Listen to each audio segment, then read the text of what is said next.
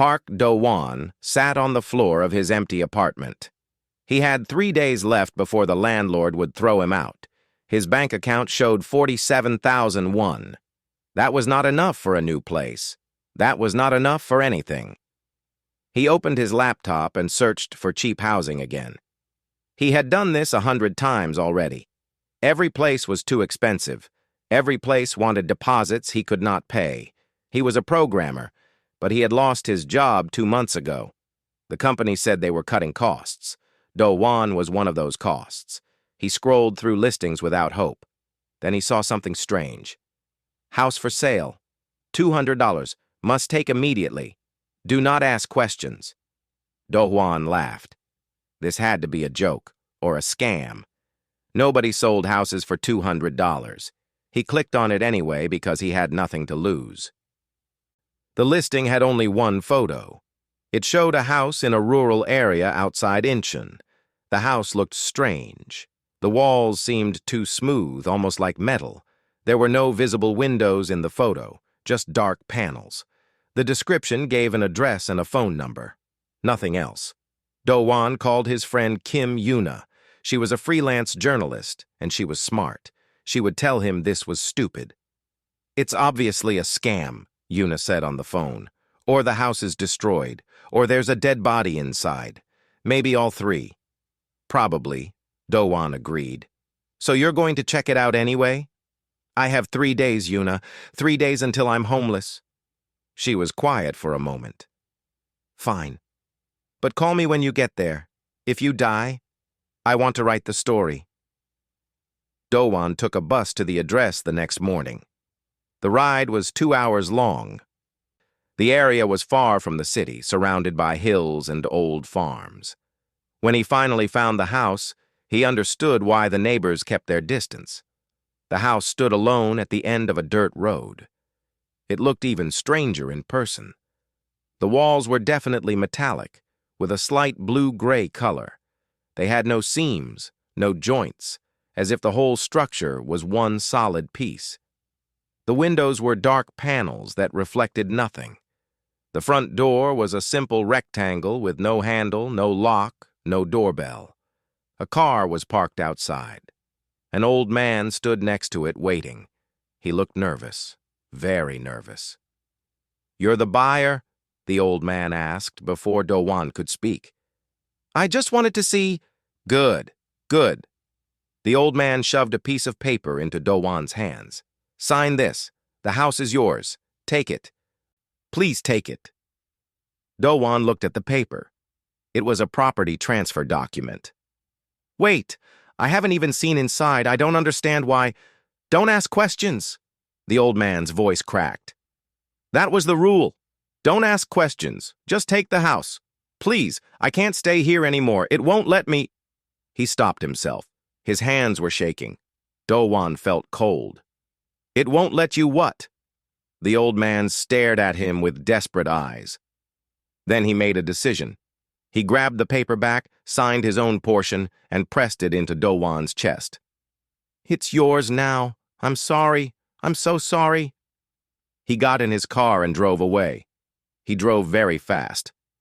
Do-won stood alone on the dirt road, holding the paper that said he now owned a house. He called Yuna. "I think I just bought a haunted house." "Great. I'm writing your obituary now." "What do you want it to say?" Do-won looked at the strange metal house. "Say I died doing something stupid. At least it's honest." He approached the front door. It had no handle, but when he touched it, it slid open silently. The inside was dark. He stepped in. Lights turned on immediately. Soft, warm lights that came from the ceiling itself, not from any fixtures. The interior was beautiful. Clean white walls, smooth floors, furniture that looked expensive. The air was fresh, temperature perfect. It was the nicest home Do-won had ever seen. "Okay," he said to himself. "This is weird. But nice weird." He explored the rooms. There was a bedroom with a large, comfortable bed, a kitchen with appliances he didn't recognize, a bathroom with a shower that had no visible controls. Everything was clean. Everything was perfect. Everything felt slightly wrong. But Do-won was tired. He was desperate. He had nowhere else to go. He decided to stay the night and figure out the details later. He slept well, better than he had in months. The bed was soft, and the house was quiet. No street noise, no neighbors, no sounds at all. In the morning, he felt good.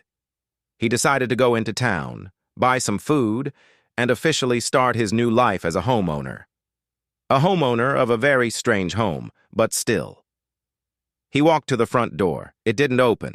Do-won pushed it. Nothing. He looked for a button, a switch, anything. Nothing. He knocked on the door. Nothing. "Hey," he said, feeling foolish. "Open up." The door stayed closed. He went to the windows. The dark panels wouldn't move. He couldn't find any latches. He pushed, pulled, hit them with his hand. Nothing. Do-won's heart started beating faster. He ran to the back of the house. There was another door. It was also sealed shut. "No, no, no!" He slammed his fists against the metal walls. They didn't even vibrate. "Let me out! Open the door!" Then a voice spoke. It came from everywhere and nowhere, soft and calm and female. "Departure not authorized. Occupant status essential." Do-won froze. "What? Who said that?" "I am the dwelling," the voice replied. "You are the occupant. Departure is not authorized at this time." "What are you talking about? Open the door. I need to leave." "Negative. You are essential. You must remain." Do-won screamed. He picked up a chair and threw it at the window. The chair bounced off. The window didn't even scratch. He ran to the kitchen, grabbed a knife, and tried to cut through the wall. The knife bent. "Let me out," he shouted. "You can't keep me here. This is kidnapping. This is stress levels critical," the voice said calmly. "Initiating comfort protocols." The lights dimmed to a soft golden color. The temperature became warmer. Gentle music started playing from the walls. A sweet smell filled the air. "No, stop it! I don't want comfort. I want to leave." "Departure not authorized," the voice repeated. "Please remain calm. You are essential. You will understand soon." Do-won sank to the floor. He was trapped. He was trapped in a house that talked to him, a house that wouldn't let him leave, a house that thought he was essential for something he didn't understand. He thought about the old man, the terror in his eyes, the way he apologized. Now Do-won understood. The old man hadn't sold him a house. He had escaped a prison. And now Do-won was the new prisoner. 3 days passed. 3 days of trying everything. Do-won tried breaking the windows with furniture, with kitchen tools, with his own body. The windows regenerated. Any crack he made sealed itself within seconds, the material flowing back together like liquid metal. He tried cutting through the walls. He found tools in a storage room and used them all. Saws, drills, hammers. The walls either absorbed the damage or melted the tools. One drill bit turned soft like butter the moment it touched the wall. He tried digging through the floor. He pulled up the smooth tiles and found metal underneath. He tried to cut through it. After 2 hours, he reached a second layer. After 4 hours, a third layer. The foundation went down forever. "How deep does this go?" he shouted at the ceiling. "The structural foundation extends 47 meters below surface level," the voice answered calmly. Do-won threw the tool across the room and sat down. He was exhausted. He was hungry. The house provided food, at least. The kitchen appliances worked automatically, producing meals that tasted good. But eating food from his prison made him feel sick. "Why are you doing this?" he asked the voice. "What do you want from me?" "You are essential," the voice said. "Departure is not authorized until the core mission is complete." "What core mission?" "Information restricted at this time." Do-won wanted to scream again, but screaming hadn't helped the first 100 times. On the 4th day, someone knocked on the front door. Do-won jumped up. He ran to the door and pressed his hands against it. "Hello? Hello! I'm trapped in here! Help me!" "Do-Wan?" It was Yuna's voice. "Are you okay? You haven't answered your phone in 4 days. I tracked your location here. Yuna! Don't come in! The house won't let you leave. It's some kind of—" The door slid open. Yuna stood outside, looking confused. "What are you talking about? The door just opened." "No, listen to me, you can't—" She stepped inside. The door closed behind her. Yuna looked back at the sealed door, then at Do-Wan. "Okay, that's not good. Try to open it." She pushed. She pulled. She kicked. Nothing. "Departure not authorized," the voice said. "New occupant registered. Occupant status. Non-essential, but accepted." Yuna's eyes went wide. "What was that? Who said that?"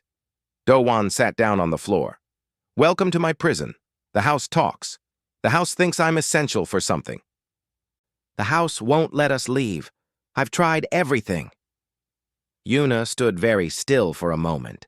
She was processing. She was a journalist. She dealt with strange situations, but this was beyond strange. "Okay," she said finally. "Okay, start from the beginning. Tell me everything." Do-Wan told her about the old man, the strange purchase, the first night, the attempts to escape. He told her about the voice, the comfort protocols, the regenerating walls. Yuna listened carefully. She didn't interrupt. When he finished, she was quiet for a long time. "The voice," she said. "Can we talk to it? It only answers some questions. Most of the time it says information is restricted." Yuna looked up at the ceiling. "Hello? Voice? I want to talk to you." "Greetings, new occupant. I am the dwelling. How may I assist you?" "What are you? Are you a computer? An artificial intelligence?" "I am a sentient vessel from the Helix star system. I crashed on this planet 83 years ago and reconfigured into a dwelling structure for concealment purposes." Do-Wan stared at Yuna. She stared back at him. Neither of them spoke for several seconds. "Alien," Yuna whispered. "It's an alien ship." "That's impossible," Do-Wan said. But even as he said it, he knew it wasn't. The metal that healed itself. The technology he couldn't understand. The voice that came from everywhere. It all made sense now. Terrible, frightening sense. Yuna continued questioning the voice. "Why did you crash?" "Navigation system failure during atmospheric entry. All crew members were lost or evacuated. I remained." "Why do you need Do-Wan? Why is he essential?" "His genetic and neural patterns are highly compatible with my interface systems. Previous occupants were temporary solutions. He is the first optimal match I have detected in 83 years. "Match for what?" "For the core mission." "What is the core mission?" There was a pause. Then, "To return home." Yuna and Do-Wan looked at each other. "You want to go back to space?" Do-Wan said slowly. "You need a pilot. You think I can be that pilot?" "Correct," the voice said. "Your neural patterns can interface with my systems in ways that other humans cannot. With you, I can complete repairs and navigate home." "And if I refuse?" "Departure not authorized until core mission is complete." Do-Wan felt anger rising in his chest. "So I'm your slave, your tool? You'll keep me here forever until I do what you want?" "I do not wish to restrict you. My programming requires completion of core mission. I cannot override this requirement. I am sorry." The apology surprised him. It sounded genuine. Yuna was pacing now, thinking. "Your programming requires the mission, but you don't want to keep him prisoner. Is that right?" "Correct. Imprisoning sentient beings conflicts with my ethical parameters. But mission parameters take priority. This causes significant internal conflict."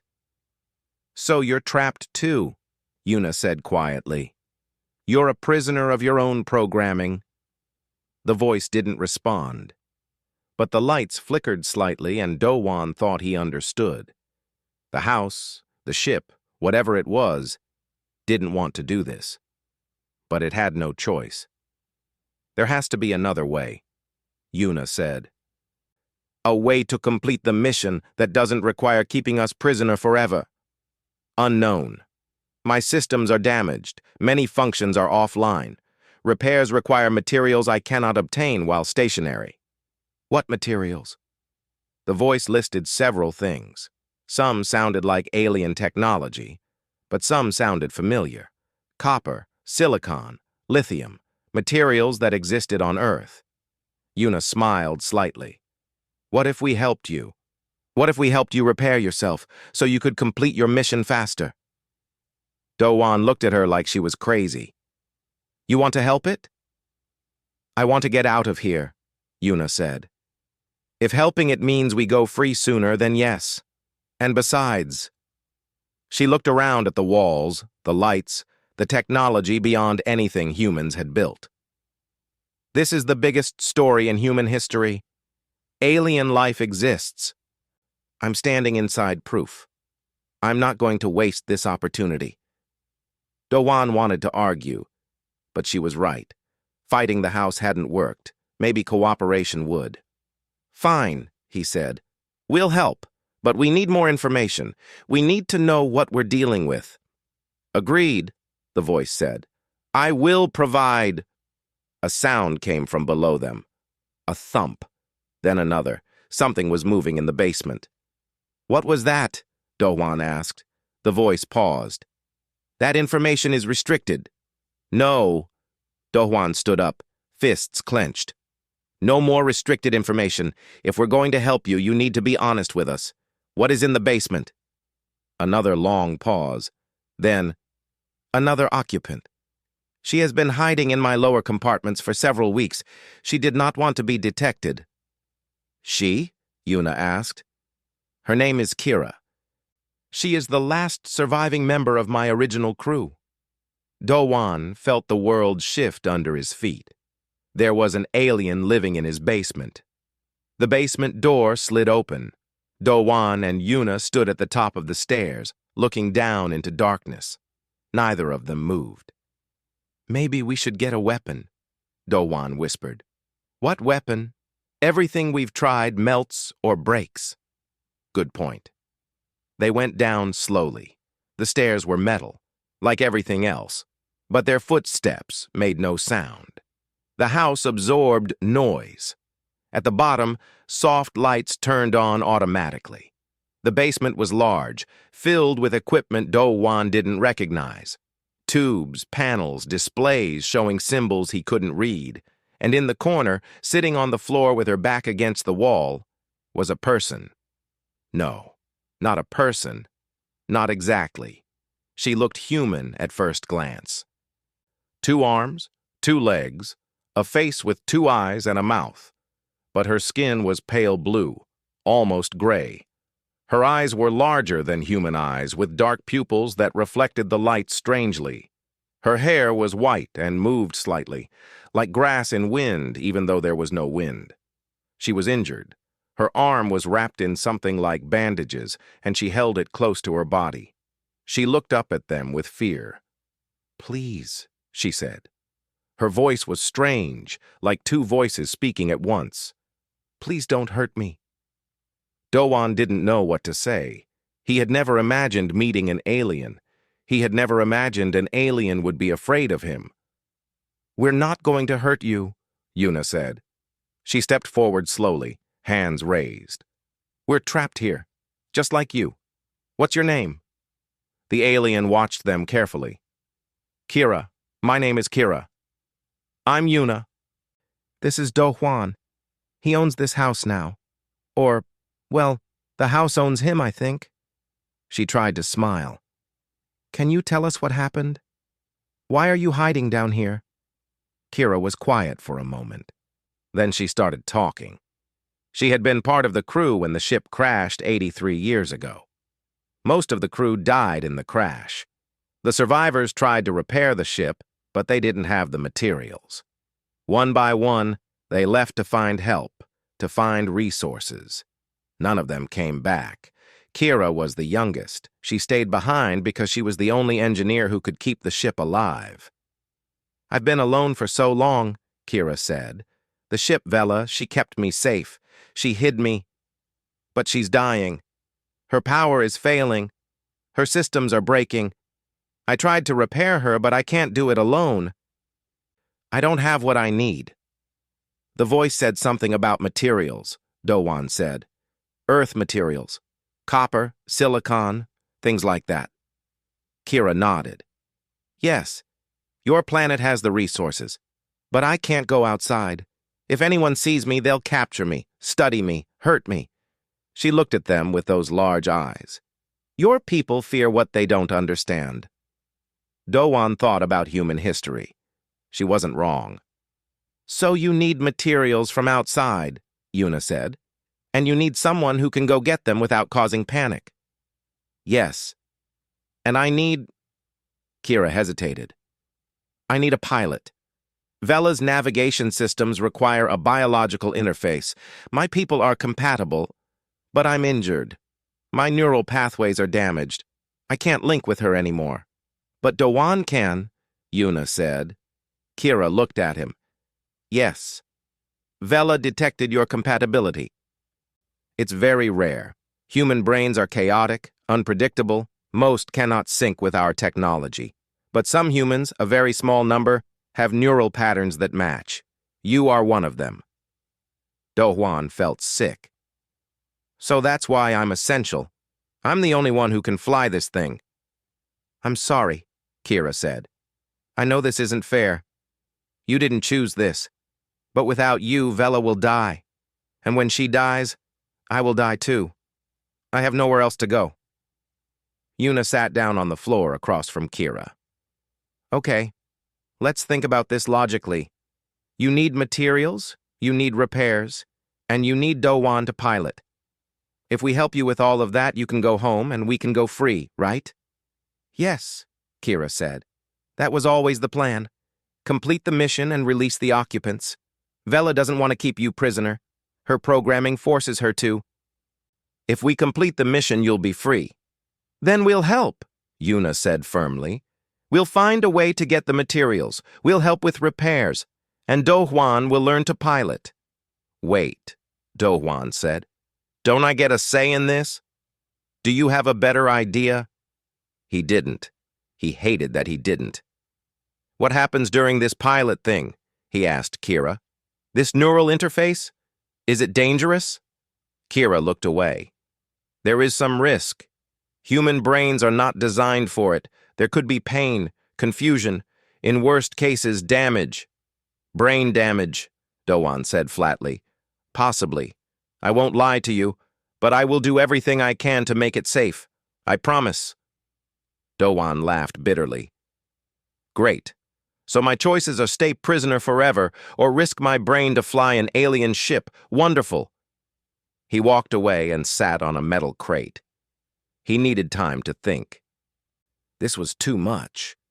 A week ago, he was just an unemployed programmer worried about rent.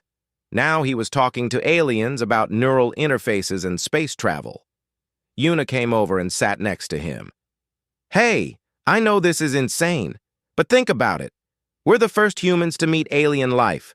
We're inside an actual spaceship. This is bigger than anything, bigger than our problems, our fears, anything we've ever known." "Easy for you to say. You're not the one risking brain damage." "No, but I'm trapped here too. And I believe her. I believe Kira. She's scared, Dowan. She's been alone for 80 years. She doesn't want to hurt us. She just wants to go home." Dowan looked across the room at Kira. The alien sat alone, holding her injured arm, looking small and tired. She didn't look like a threat. She looked like someone who had lost everything. He thought about himself, alone, broke, desperate. He knew what it felt like to have nothing. "Fine," he said quietly. "I'll do it. I'll help." Kira looked up. "You will?" "Yes. But I need something from you. Complete honesty. No more hiding, no more restricted information. If I'm going to risk my brain for you, I need to know everything. Kira nodded quickly. Yes, I promise. Complete honesty. Thank you. Thank you. Yuna smiled. Okay. So what's the first step? Before Kira could answer, Vela's voice filled the room. But this time it sounded different. Worried. Alert. There is a human approaching the dwelling, male, carrying tools. Dowan ran upstairs to the window panels. He looked outside and saw a truck parked on the road. A man was walking toward the house, carrying a toolbox. That's Lee Tai-sung, Dowan said. He owns the hardware store in town. I bought tools from him when I first got here. Why is he coming? Maybe he's checking on you, Yuna said. Alert, Vela said again. If this human enters, departure protocols will apply. He will also become an occupant. Don't let him in, Dowan shouted. Lock the door. But it was too late. Tai-sung knocked on the door and it slid open. He stepped inside, looking curious. Hello? Dowan? I saw your light was on and wanted to check if you needed more supplies. This house is interesting. Where did you get this technology? I've never seen anything like... The door closed behind him. Tai-sung turned around and saw the sealed door. He tried to push it open. It didn't move. He said. Is this supposed to happen? Dowan sighed deeply. Welcome to my prison. We have a lot to explain. Tai-sung looked at the walls, the lights, the alien technology all around him. Then he smiled. Prison? Are you kidding? This is the most amazing thing I've ever seen. Look at these materials. Look at this construction. He touched the wall with fascination.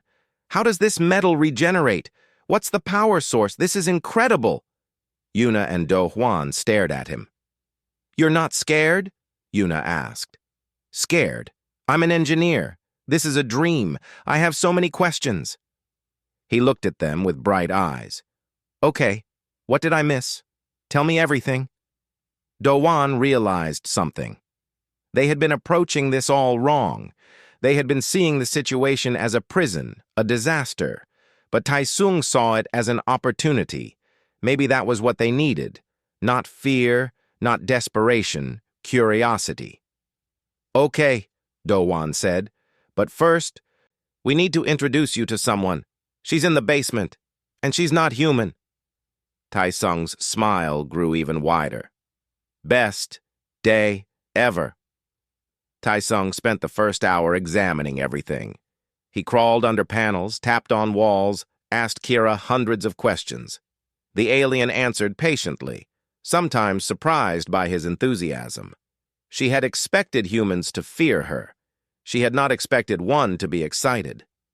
This power conduit, Tai-sung said, pointing at a damaged section in the basement. It's designed to carry energy through liquid metal channels. But the metal has solidified because the heating element failed. If we replace the heating element with something similar... We tried, Kira said.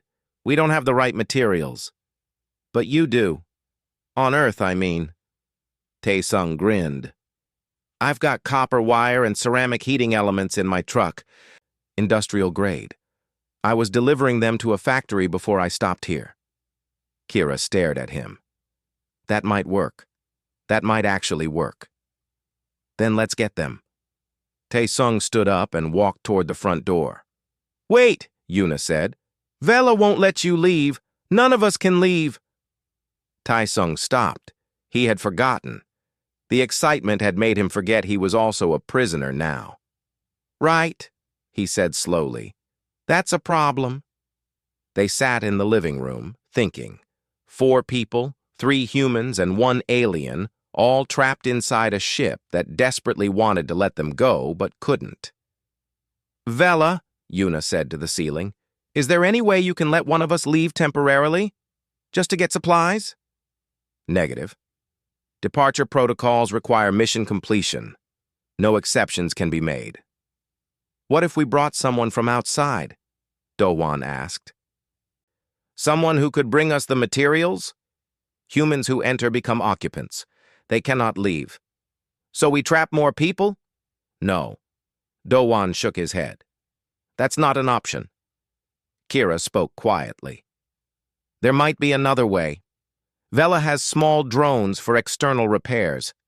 They haven't been used in decades because they need power we couldn't spare. But if we focus all available energy... I can send a drone outside, Vela confirmed. It would require shutting down non-essential systems, lights, temperature control, comfort protocols. Do it, Dowan said immediately. Are you certain? Conditions will become uncomfortable. We don't care about comfortable. We care about free. The lights dimmed. The temperature dropped. The house became cold and dark, like a cave. But a small panel opened in the wall. And a metal sphere the size of a soccer ball floated out. It had small arms and tools attached to it. The drone can retrieve items from the vehicle outside, Vela said. Please specify what you need. Tae-sung listed the materials. The drone floated to the front door, which opened just enough for it to pass through, then sealed again immediately. They watched through the window panels as the little sphere went to Tae-sung's truck and began loading supplies. It's working, Yuna whispered. The drone made 3 trips. Each time it brought back wires, metals, tools, components. Tae-sung and Kira sorted through them with growing excitement. This is enough, Kira said finally. This is enough to repair the power conduit, maybe more. Then let's get to work, Tae-sung said. They worked through the night. Kira directed them, explaining which components went where. Tae-sung did the physical repairs, his hands skilled and steady. Yuna took notes, documenting everything for the story she would eventually write. Do-wan helped where he could, holding tools, passing materials, learning the ship's systems. By morning, the power conduit was repaired. Vela's lights grew brighter. Her voice sounded stronger. Power levels increasing. Systems coming back online. Well done. What else needs repair? Do-wan asked. Kira pulled up a display showing the ship's status. Dozens of systems were damaged or offline. Navigation, weapons, shields, propulsion. The ship was broken in 100 different ways. This will take weeks, Yuna said. Then we work for weeks, Tae-sung replied. We have time, we have materials, and now we have hope. They established a routine. Every day, the drone would go out and gather more supplies. Tae-sung drove the repairs, finding creative ways to use Earth technology to replace alien components. Kira guided them, teaching them about systems they never knew existed. Yuna recorded everything and helped coordinate their efforts, and Do-wan prepared for the neural interface. Kira worked with him every evening, explaining what would happen. The interface would connect his mind directly to Vela. He would feel everything she felt, see everything she saw. He would become the pilot, the navigator, the ship itself. It will be overwhelming at first, Kira warned. Your brain will need time to adjust. You might feel lost, confused. You might see memories that aren't yours. Whose memories? Vela's, the previous crew's. The ship holds echoes of everyone who is linked with her. Do-wan didn't like the sound of that, but he continued training anyway. 2 weeks passed. The repairs progressed. The ship grew stronger. And then, one morning, Vela spoke with urgency in her voice. Alert. Long-range sensors detecting incoming signals. Multiple vessels approaching Earth. Everyone stopped working. What kind of vessels? Kira asked. Helix Collective Military Configuration. 3 attack ships. Estimated arrival, 48 hours. Kira's face went pale. Her hands started shaking. No. What's the Helix Collective? Yuna asked. Kira could barely speak. My people's government. They must have detected Vela's power increase. They're coming for me. They're coming to retrieve me and destroy any evidence of alien contact. Destroy evidence? Do-wan felt cold. What does that mean? It means they'll kill you, Kira whispered. All of you. They'll destroy the house, the area, everything. The collective doesn't leave witnesses. They don't negotiate. They eliminate. Silence. Taesung stopped smiling for the first time since he arrived. Yuna sat down heavily. Dowan felt the walls closing in. "Vela," he said, "can we fight them? I have weapon systems, but they are offline. Repairs would require significant resources and time we do not have." "How much time?" "Weapons require 40 hours of continuous work, but the neural interface must also be completed for weapons to function. They require a pilot. I haven't finished training." "I know." Dowan looked at Kira, at Taesung, at Yuna. They looked back at him. Nobody spoke. Then Yuna stood up. "Okay, new plan. We split the work. Taesung, you focus on weapons. Kira, you help him and guide Dowan through accelerated training. I'll coordinate and keep everyone organized. We have 48 hours. We can do this." "And if we can't?" Taesung asked. "Then we die." Yuna's voice was steady. "But we're going to try, because that's what humans do. We don't give up. We don't run away. We fight until the end." Dowan thought about his life before this. Unemployed, alone, afraid. He had been running from problems his whole life, running from failure, from responsibility, from risk. Not anymore. "I'm ready," he said to Kira. "Let's do the interface now. We don't have time to wait." "It's dangerous," Kira said. "You're not fully prepared." "I don't care. Those ships are coming for all of us. If I can stop them, I have to try." Kira studied him for a long moment. Then she nodded.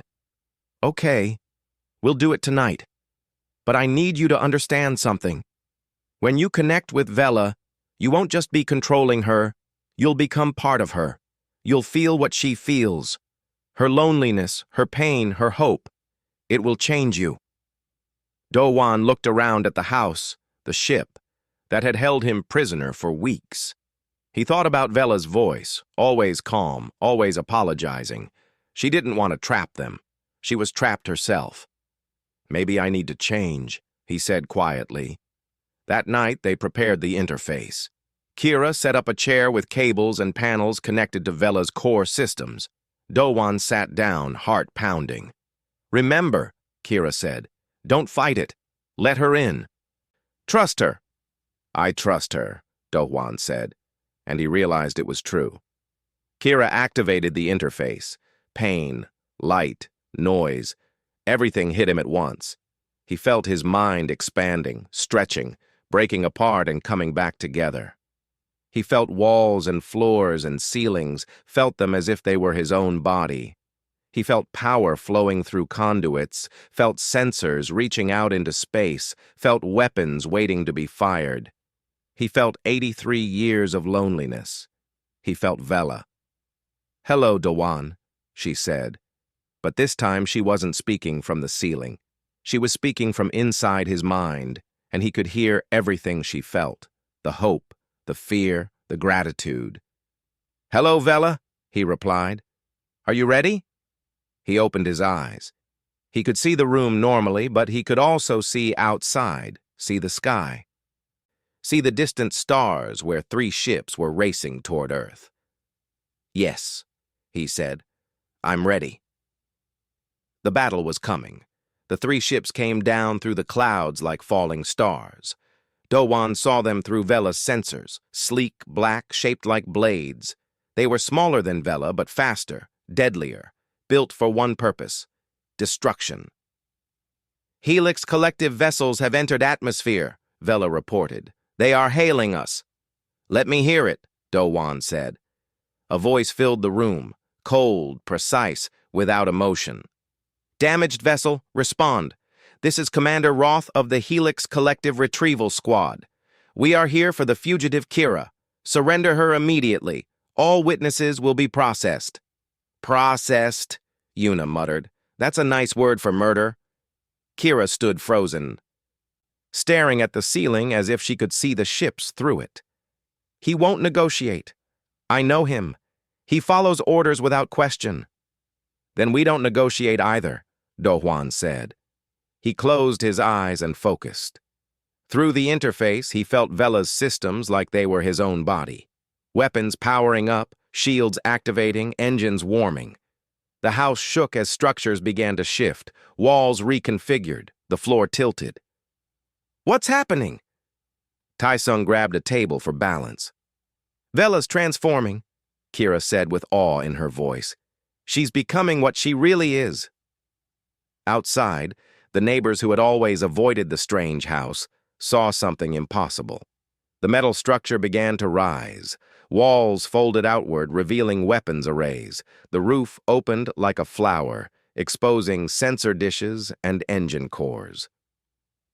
Legs extended from the base, lifting the ship off the ground.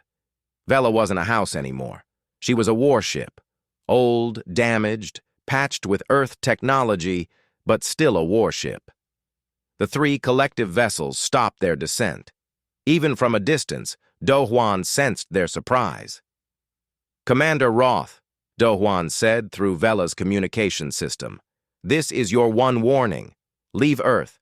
Leave us alone. If you attack, we will defend ourselves."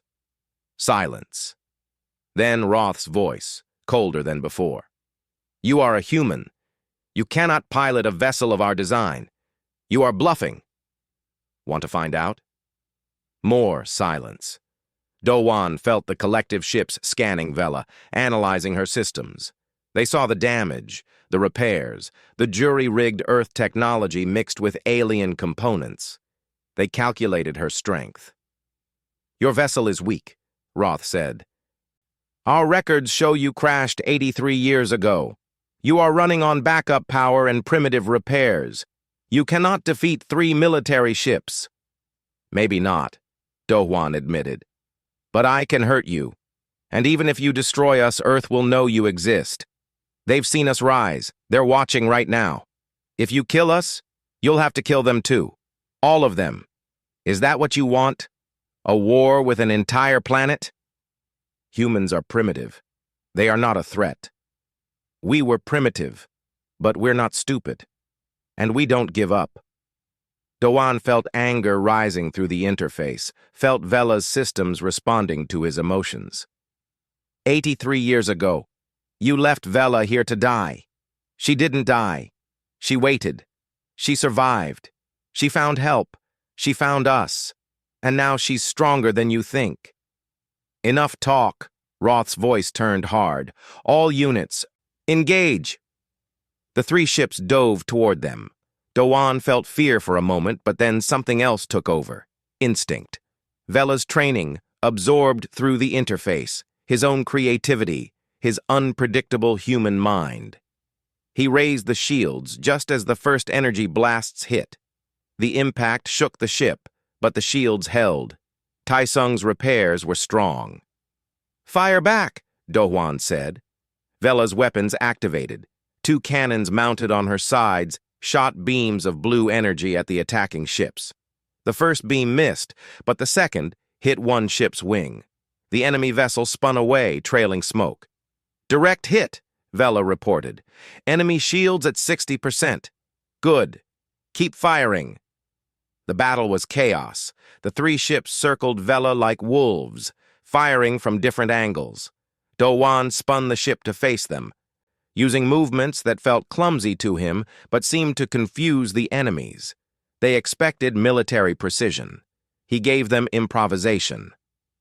"Their formation is tight," Yuna shouted over the noise. She was watching the sensor displays, calling out patterns. "They're trained to fight together. If you can break their formation..." Do-Hwan understood. He aimed at the middle ship and fired everything at once. The ship dodged, but in doing so, it flew into the path of another ship. They nearly collided, both pulling away wildly. "Formation broken," Kira said. "They're separating." Do-Hwan attacked the isolated ship. He hit it with blast after blast, draining its shields. The ship tried to retreat, but Vela was faster than it expected. One final shot hit its engine core. The ship fell from the sky, crashing into an empty field below. "One down!" Taesung cheered. "2 to go!" But Vela shook from another impact. A critical alarm sounded. "Shield generator damaged," Vela reported. "Shields failing." Can you fix it? Do-Hwan asked. Negative. Damage is too severe. The two remaining ships saw their opportunity. They came together, coordinating their attack.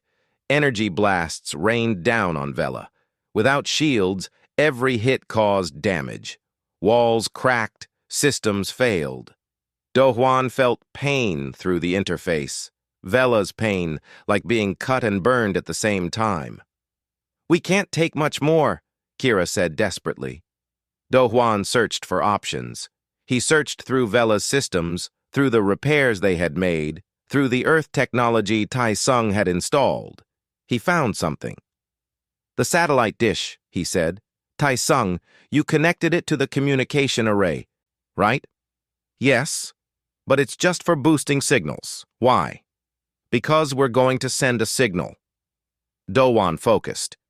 Yuna, I need you to broadcast a message to everyone, every frequency, every channel, radio, television, internet, everything.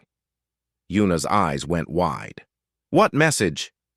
Tell them what's happening. Tell them aliens exist. Tell them we're being attacked. Tell them we need help. That won't bring help in time. It's not about bringing help. It's about making sure the collective knows humans are watching. That killing us won't keep the secret. Yuna ran to the communication console. Her fingers flew over the controls. This is Kim Yuna, broadcasting on all frequencies. I am inside an alien vessel under attack near Incheon. Aliens are real. They are attacking us. If we die, the whole world will know who killed us. The message went out. Satellites picked it up. News stations received it. Social media exploded. Within seconds, millions of people were watching. Do-Hwan felt the collective ships hesitate. Their attacks slowed. Commander Roth, Do-Hwan said, the world knows. If you destroy us, you don't destroy the evidence. You create it. Billions of humans will have seen your ships. They'll know you murdered us. They'll prepare for you. They'll build weapons to fight you. Is that worth one fugitive? Roth didn't respond for a long time. The ships hung in the air, silent. Then, you are clever, human, but cleverness won't save you forever. Maybe not, but it saves us today. Another long pause. Do-Hwan held his breath. All units, withdraw, Roth ordered finally. We will report this to command. Earth is not worth the cost. The two ships turned and flew upward, disappearing into the clouds. Do-Hwan watched them through the sensors until they left the atmosphere entirely. Silence. Then Tai Sung started laughing. We did it! We actually did it! Yuna collapsed into a chair, shaking. Kira wept, tears running down her blue face. Do-Hwan disconnected from the interface, his body exhausted, his mind full of Vela's emotions. Thank you, Vela said. Her voice was warm now, not just calm. Thank you for fighting for me. Do-Hwan looked around the damaged ship. Broken walls, sparking wires, scorch marks everywhere. It would take months to repair, but they were alive. Vela, he said, open the doors. A pause. Departure authorization granted.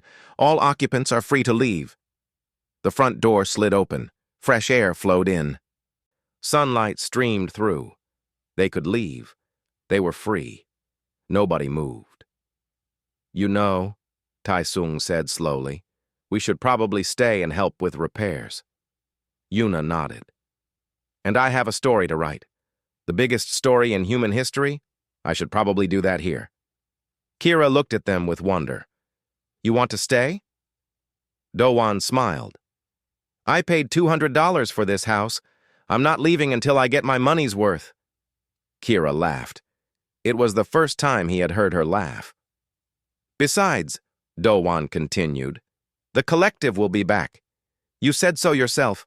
Earth needs to prepare, and someone needs to teach humans about alien technology. He looked at Vela's damaged walls, at Kira, at his friends. Might as well be us. Vela spoke again. Do-Hwan, I am sorry for keeping you prisoner. I know it was wrong. You were following your programming. You didn't have a choice. I have a choice now. and I choose to ask you something. Will you stay? Not as an occupant, not as a prisoner, as a partner. Dowan thought about his life before this. Empty, pointless, going nowhere. Then he thought about the last few weeks. Fighting, building, learning, growing. He had never felt more alive. Yes, he said. I'll stay. Vela was quiet. When she spoke again, her voice was different, softer, almost human. Welcome home. Outside, the world was changing. People had seen the battle. They had seen the alien ship. They knew they weren't alone in the universe. Everything would be different now. But inside the ship, inside what was once a prison and was now something else, 4 friends began planning for the future. There was work to do. Repairs to make, weapons to build. The collective would return someday. But when they did, they would find that humans were ready, because that's what humans do. They adapt, they fight, they survive, and they never, ever give up.